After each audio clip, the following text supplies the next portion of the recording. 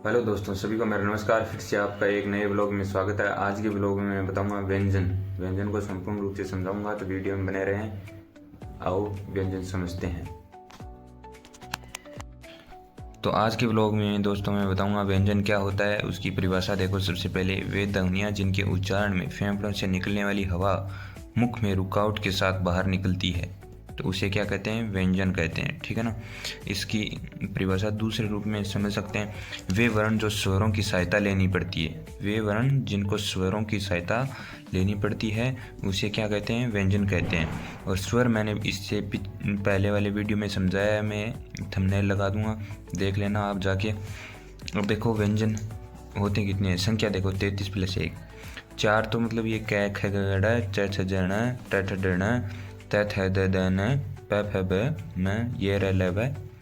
ये मैं तक तो स्पर्श व्यंजन हो जाएंगे 25। फिर ये र ल व ये अंतस्थ व्यंजन हो जाएंगे 4। और ये र ल व उत्पत्ति क्रम क्या होगा ये र ल व का? ये व र ल होगा। और प्रक्रिया क्रम होगा ये र ल व होगा। ठीक है ना। ये चीज़ ध्यान से देखना, ये दोनों चीज़ है, उत्पत्ति क्रम और प्रक्रिया क्रम। ये एग्जाम में पूछी जाती है। उत्पत्ति क्रम बताओ, तो उत्पत्ति क्रम ये होगा, ये के बाद में व र ल ये होगा। प्रक्रिया क्रम ये र ल व होगा। ठीक है ना। ये रह व ये कौन से व्यंजन होंगे? अंतस्थ व्यंजन होंगी, जिनकी संख्या 4 होगी। फिर देखो स है, उत्तम व्यंजन बोलते हैं इनको, इनकी संख्या भी 4 होगी। ठीक है ना। आगे नोट, ये हड़ अड़ का साइन है, जो चिन्ह है, वर्ण है, ये विशिष्ट व्यंजन में आएगा जो 1 है। ठीक है ना। ये ठीक, ये समझा दिया। आगे देखो संयुक्त व्यंजन। असमान व्यंजनों के योग से बने वर्ण को संयुक्त व्यंजन कहते हैं। मतलब दो व्यंजनों से मिलकर बना हो उसे क्या कहते हैं? संयुक्त व्यंजन कहते हैं। संयुक्त व्यंजन है क्या? देखो स त्र गे स्र, ये क्या है? 4 है, 4 संयुक्त व्यंजन है। स किससे बना है? क। फिर क धन स धन ए से बना है। बाद में त्र किससे बना है? त धन र धन ए, इससे त्र बना है। गे किससे बना है? जे धन अण धन ए। स्र किससे बना है? स धन र धन ए, इनसे मिलाकर क्या बना है? स्र। ये संयुक्त व्यंजन है। संयुक्त व्यंजन की संख्या 4 है। अगर आपसे पूछे कि संयुक्त व्यंजन की संख्या कितनी है? 4। संयुक्त व्यंजन कौन कौन से हैं? स त्र गे स्र। आगे देखो द्वित्व व्यंजन। द्वित्व व्यंजन क्या होते हैं? देखो द्वित्व शब्द का शाब्दिक अर्थ है 2 बार। द्वित्व शब्द का शाब्दिक अर्थ क्या है? 2 बार। जब समान व्यंजनों की पुनरावृत्ति होती है तो उसे द्वित्व व्यंजन कहते हैं। ठीक है ना। अगर एक ही व्यंजन 2 बार आए, समान व्यंजन एक जैसे, तो उसे क्या कहते हैं? द्वित्व व्यंजन कहते हैं। इसके उच्चारण में दुगना समय लगता है, जैसे च त कुत्ता में त ऐसे लिखा जाता है, कुत्ता बाद में च कक पप टट आदि। इसे जैसे गत्ता, इसमें डबल त है, ये साइन है ना आगे चोंच से निकली हुई है, तय की, ये डबल त है। कुकुर जैसे डबल क आ गया यहाँ पे। गप्पे ये 2 बार पै आ गया, तो ये क्या है? द्वित्व व्यंजन है। उदाहरण के रूप में आप समझ सकते हो। अब आगे देखो प्रयत्न विधि के आधार पर। इसके आधार पर प्रयत्न विधि या उच्चारण उपयोगी अवयवों के आधार पर व्यंजनों के भेद। सबसे पहले देखो स्पर्शी व्यंजन। स्पर्शी व्यंजन क्या होते हैं? समझो। उपनाम इनको स्पष्ट व्यंजन भी कहते हैं। स्पर्शी व्यंजन का उपनाम क्या है? स्पष्ट व्यंजन। स्पर्शी व्यंजन होते क्या है? परिभाषा देखो इसकी। इसके उच्चारण में एक उच्चारण अव्यय दूसरे का स्पर्श करता है। अव्यय यानी अवयव मतलब भाग, किसी शरीर का भाग या मुख का भाग, समझ रहे हो? अवयव यानी भाग होता है, ध्यान में रखना। अवयव मतलब भाग, किसी चीज़ का भाग होता है, उसे अवयव कहते हैं। इसके उच्चारण में एक उच्चारण अवयव दूसरे का स्पर्श करता है। देखो आगे क्या है? इसके उच्चारण में 3 चरण होते हैं, हवा का आगमन, अवरोध और स्फोटन। सबसे पहले देखो हवा का आगमन। देखो इस चरण में फेफड़ों से निकलने वाली हवा स्पर्श स्थान तक आती है। ठीक है ना। हवा का आगमन मतलब कहाँ तक आती है? इस चरण में फेफड़ों से निकलने वाली हवा स्पर्श स्थान तक आती है, जिस भाग को टच करता है उस तक। अवरोध का मतलब क्या आता है? इस चरण में 2 अवयव एक दूसरे से, 2 अवयव जैसे एक ये भाग हो गया, एक ये भाग हो गया, इस चरण में 2 अवयव एक दूसरे से स्पर्श कर भीतरी से आती हवा को रोक देते हैं। ऐसे जैसे चिप जाते हैं तो हवा रुक जाती है, 2 अवयव आपस में चिपते हैं तो। स्टोफन क्या है? देखो आगे, इस चरण में दोनों अवयव एक दूसरे से दूर हट जाते हैं। स्टोफन मतलब इस चरण में दोनों भाग है अवयव मतलब एक दूसरे से हट जाते हैं और हवा बाहर निकल जाती है। ठीक है, उसे स्टोफन कहते हैं। आगे देखो, इसी प्रक्रिया इसी प्रक्रिया में इन वर्णों का उच्चारण होता है अतः स्फोटात्मक ध्वनियाँ भी कहा जाता है। ठीक है, आगे देखो। अब आपसे पूछे स्फोटात्मक ध्वनियाँ है क्या? स्फोटात्मक ध्वनियाँ विशुद्ध रूप से इनकी संख्या 16 मानी जाती है। आपसे पूछे कि स्फोटात्मक ध्वनियाँ कितनी है? टोटल 16 है। कौन कौन सी? क वर्ग, क ख ग घ, ठीक है, ट ठ ड ड, ठीक है, त थ द ध, प फ ब भ। ये क्या है? 16 क्या है? स्फोटात्मक ध्वनियाँ ये 16 है जी।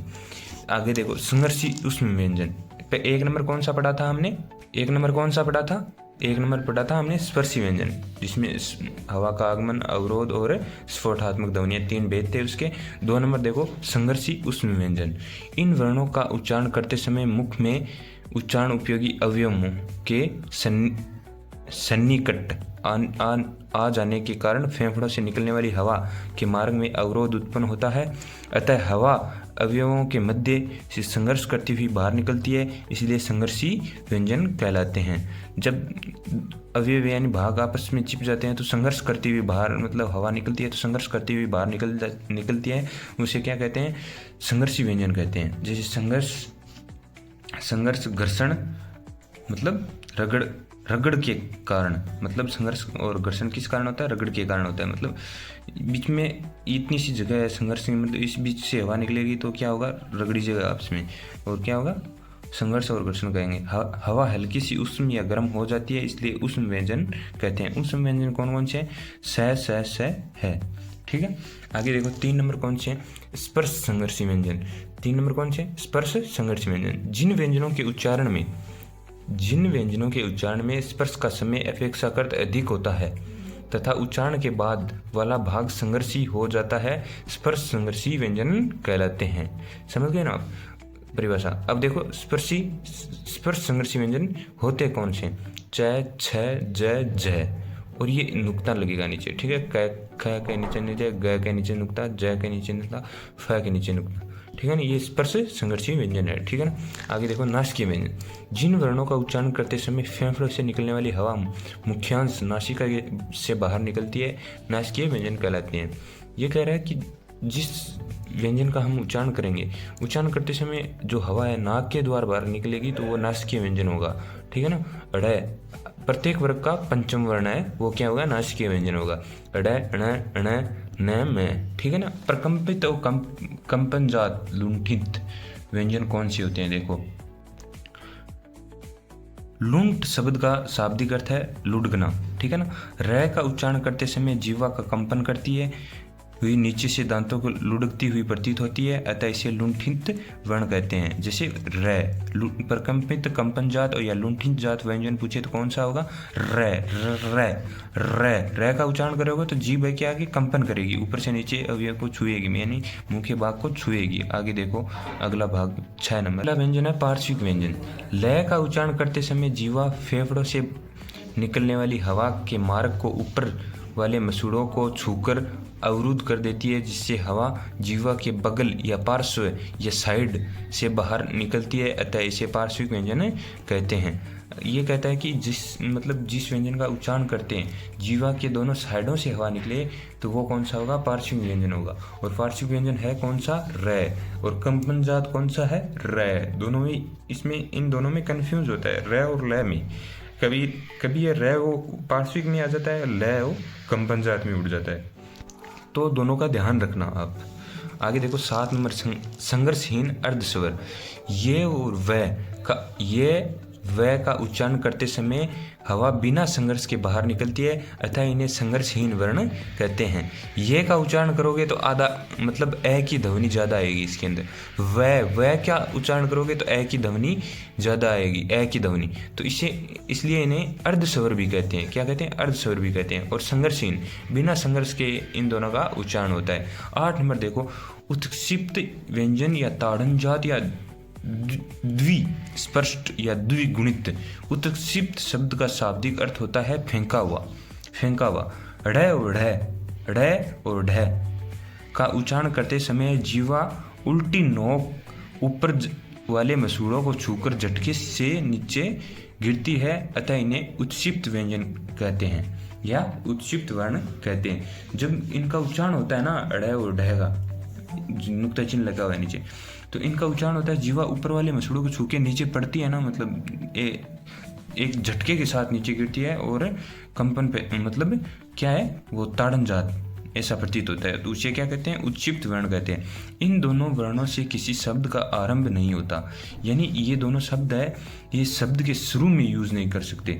ढक्कन है, ढक्कन के नीचे ऐसे नुक्ता चिन्ह नहीं लगेगा, सीधा ढक्कन वाला आएगा, सीधा ये नुक्ता चिन्ह नहीं लगेगा पीछे। इन दोनों वर्णों से कोई शब्द शुरू नहीं होगा, ठीक है ना। इन दोनों वर्णों से शब्द आरंभ नहीं होता, तत्सम शब्दावली में इनका प्रयोग नहीं होता, ठीक है ना, ध्यान रखना दोनों। प्राणत्व के आधार पर व्यंजन का वर्गीकरण देखो। प्राणत्व के आधार पर व्यंजन का वर्गीकरण दो भेद होते हैं। कौन कौन से? अलप प्राण और महाप्राण। सबसे पहले देखो अलप प्राण क्या चीज है। जिन वर्णों का उच्चारण करते समय प्राण वायु का अपेक्षाकृत कम प्रयोग होता है वो अलप प्राण वर्ण कहलाते हैं। यानी प्रत्येक वर्ग का वर्ण है वो एक, प्रत्येक वर्ग का पहला वर्ण, बाद में प्रत्येक वर्ग का तीसरा वर्ण, प्रत्येक वर्ग का पांचवा वर्ण, तथा ये र ल व और ड़, ठीक है ना, इतने हैं वो क्या होंगे, अल्प प्राण होंगे, ठीक है। और महाप्राण वर्ण व्यंजन कौन से होंगे? जिन वर्णों का उच्चारण करते समय प्राण वायु का अपेक्षाकृत अधिक प्रयोग हो वो कौन से होंगे? महाप्राण होंगे, ठीक है ना। महाप्राण कौन कौन से होंगे? प्रत्येक वर्ग का दूसरा वर्ण और प्रत्येक वर्ग का चौथा वर्ण, तथा स है और ढ जिसके नीचे नुक्ता चिन्ह लगाओ, ठीक है ना। आगे देखो नोट देखो, सभी स्वर अलप प्राण होते हैं, महाप्राण नहीं होते। सभी स्वर है, स्वर कितने? 11, वो क्या होंगे? अलप प्राण होंगे, ना कि महाप्राण होंगे, ठीक है ना। आगे देखो स्वतंत्रियों में कंपन के आधार पर वर्गीकरण व्यंजनों का, ठीक है ना। स्वतंत्रियों में कंपन के आधार पर वर्गीकरण। इससे पहले हमने दो आधार पर व्यंजनों को समझा है, उच्चारण के आधार पर और किसके आधार पर? प्राणत्व के आधार पर। और स्वतंत्रियों में कंपन के आधार पर वर्गीकरण सबसे पहले देखो सघोष और अघोष, दो भागों में दो भेद है इनके, सघोष और अघोष। सबसे पहले देखो सघोष, इसका उपनाम घोष वर्ण भी बोल सकते हैं, इसको सघोष को घोष वर्ण भी बोल सकते हैं। जिन वर्णों का उच्चारण करते समय स्वतंत्रियों में कंपन के कारण गंभीर ध्वनि होती है, सघोष या घोष वर्ण कहलाते हैं। मतलब कंपन के कारण गंभीर ज्यादा ध्वनि उत्पन्न होती है, वो कौन से होते हैं? सघोष या घोष वर्ण होते हैं। यानी प्रत्येक वर्ग का तीसरा वर्ण और प्रत्येक वर्ग का चौथा वर्ण और प्रत्येक वर्ग का पांचवा वर्ण, तथा ये र ल व और है और ढ और ढ, ये दोनों कौन से होंगे? ये सघोष होंगे। ये प्रत्येक वर्ग का तीसरा चौथा पांचवा वर्ण, और ये र ल व है तथा ढ और ढ, ये कौन से होंगे? सघोष होंगे, ठीक है ना। अघोष कौन से होंगे? देखो अघोष जिन वर्णों का उच्चारण करते समय स्वर तंत्रियों कंपन नहीं होता है, अघोष वर्ण कहलाते हैं, अघोष वर्ण कहलाते हैं। जैसे देखो प्रत्येक वर्ग का पहला दूसरा स तीनों स और प्रत्येक वर्ग का पहला दूसरा वर्ण, ये कौन से होंगे? अघोष होंगे, ठीक है ना। अब देखो नोट क्या है, सभी स्वर सघोष होंगे यानी घोष वर्ण होंगे, अघोष नहीं होंगे। सभी स्वर कौन से होंगे? सघोष होंगे। पीछे महाप्राण और अल्प प्राण में मतलब स्वर किस में जाएंगे? महाप्राण नहीं होंगे स्वर, अल्प प्राण होंगे स्वर, ठीक है। आगे देखो अब देखो व्यंजनों का उच्चारण कहाँ से होता है, उच्चारण स्थान के आधार पर व्यंजनों का वर्गीकरण देखो, ठीक है ना। सबसे पहले है ये लाल अक्षरों में और अंडरलाइन किया गया है, वो तो क्या है? सूत्र है, ठीक है ना। और कौन से व्यंजन वर्ग का कहाँ से उच्चारण होता है, मुख के आधार पर या जो भी है किसी भाग से उच्चारण होता है उस भाग को समझते हैं। देखो उच्चारण के स्थान के आधार पर व्यंजन का वर्गीकरण। अकुवी सर्जनी यानम कंठ, यानी ए आ और क वर्ग का और है और विसर्ग, इनका सभी का कहाँ से उच्चारण होता है? कंठ से बोले जाएंगे, ठीक है ना। 2 नंबर सूत्र देखो, इचुए सानाम तालु, इनका उच्चारण कहाँ से होगा? ई और च वर्ग और स और ये, इनका तालु से क्या होगा? उच्चारण होगा। आगे देखो ऋतुर सानाम मुर्दा, ठीक है ना। परिभाषा क्या है? तालु के नीचे से मुख्य छत के कोमलतम भाग को मुर्दा कहते हैं, ठीक है ना, मुर्दा। री और री ये संस्कृत में यूज होता है। ये री है ना, बड़ी री ए आई होता है ना, वैसे ये छोटी री है, ये बड़ी री है। संस्कृत में यूज होता है बड़ी री। ट वर्ग आएगा इसमें, र और स और मुर्दा से बोले जाएंगे ये सभी। लर्तुसानाम दंता, मतलब ये लरी मतलब ये कहाँ यूज होगा, ये संस्कृत में यूज होगा। तय वर्ग ल स ये दंता से बोले जाएंगे, मतलब दांत से बोले जाएंगे, इनका उच्चारण दांत से होगा। तय थ तय वाली लाइन, ठीक है ना, तय वाली लाइन है, इसको तय वर्ग बोलेंगे। अगला सूत्र देखो, उपूप धमानियम, उपूप धमानिया नाम ओष्ठो, उपू ओष्ठो, यानी इसमें कौन कौन से आएंगे वर्ण, उ और पै वर्ग आएगा, और ये इनका उच्चारण कहाँ से होगा, ओष्ठों से यानी होठों से होगा। पै फ के पूर्व अर्ध विसर्ग चिन्ह, यानी ये चिन्ह का प्रयोग हो तो उपूप धमानीय वर्ण कहलाते हैं, ठीक है ना। अगला सूत्र देखो, ण में ण नामी नासिका च, मतलब जितने पंचम वर्ण हैं इनका उच्चारण कहाँ से होगा, नासिका के द्वारा होगा, ठीक है ना। आगे नोट देखो, सभी वर्गों में पंचम वर्ण का उच्चारण स्थान उनके अपने वर्ग के साथ साथ नासिका से भी होता है, ठीक है ना। मैं मैं, ठीक है ना। इन सभी का मतलब नासिका से तो उच्चारण होता ही है, लेकिन अलग इनके वर्ग के साथ भी इनका उच्चारण होता है। मैं का पै वर्ग का कहाँ से उच्चारण होगा, ओष्ठों से होगा, तो इसका ओष्ठों प्लस नासिक दोनों ऑप्शन में आए तो नासिक पहला चुने जाएगा। अगर नासिक मतलब ऑप्शन में ना आए तो ओष्ठ मतलब चुने जाएगा। अड़य का कहाँ आएगा, कंठ से और नासिक से। अणय का तालु और नासिक से। अणय का मुर्दा वह नासिक से। न दंता वह नासिक से। आगे देखो एक नोट हो रहा है, दोनों में एक विकल्प चुनना हो तो नासिका को प्राथमिकता देनी चाहिए। आगे सूत्र देखो, अदेतो कंठ तालु, ए का कंठ और तालु दोनों से उच्चारण किया जाता है। ओ दो तो को कंठोष्टम, ओ औ का कंठोष्ट से क्या होगा, उच्चारण होगा। और ओ का निर्माण कैसे होगा, ए प्लस उ से, ठीक है ना। वाकार वकारस्य दंतोष्ठ है, वह का किससे उच्चारण होगा, दंतोष्ठ से। अनुस्वारस्य नासिका, अनुस्वार और इनका अनुस्वार है उनका उच्चारण कहाँ से होगा, नासिक से होगा, ठीक है ना। अनुस्वार को बोलते हैं, पंचम वर्ण को भी बोलते हैं अनुस्वार। आगे देखो 11 नंबर सूत्र, जीवा मूल्य से, जीवा मूल्यम, अगर क से या ख से पहले ये चिन्ह लग जाए तो ये जीवा मूल।